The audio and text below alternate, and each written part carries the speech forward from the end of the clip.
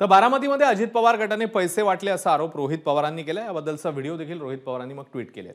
तर वेल्हेमधील पुणे जिल्हा मध्यवर्ती बँक रात्री 1 पर्यंत सुरू होती, तीही पैसे वाटण्यासाठी, असाही आरोप रोहित पवारांनी केलाय। ज्यावर आता अजित पवारांनी उत्तर दिलं, पाहूया।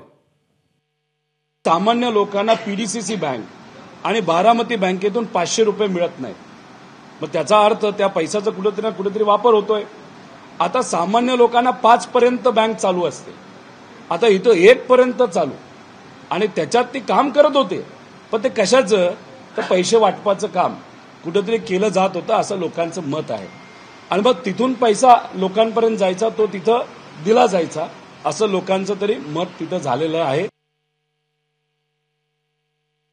सहकारी बँक तो जो काही आरोप करतो त्यामध्ये माझ्या माहितीप्रमाणे बँकेमध्ये सीसीटीव्ही कॅमेरे असतात, तर रात्री सीसीटीव्ही कॅमेरेमध्ये चेक करावं कालच्या तारखेला जेव्हा त्याने आरोप केलेला आहे की बँक खरंच उघडी होती का, उघडी असली तर किती वाजता उघडी होती, कोण त्या बँकेत आलं होतं, काय होतं।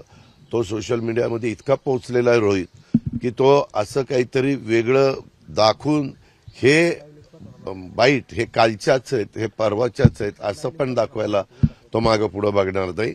त्याच्यामुळे त्याला सध्या काही उद्योग नाहीये, तो सध्या असल्याच बेडवाकडा प्रकार माझ्याबद्दल बोलणं आणि लोकांच्या मध्ये गैरसमज निर्माण करणं, 1 मिनिट, ह्या संदर्भामध्ये त्याचं त्या ठिकाणी काम चालू असतं। एबीपी माझा, उघडा डोळे बघा नीट।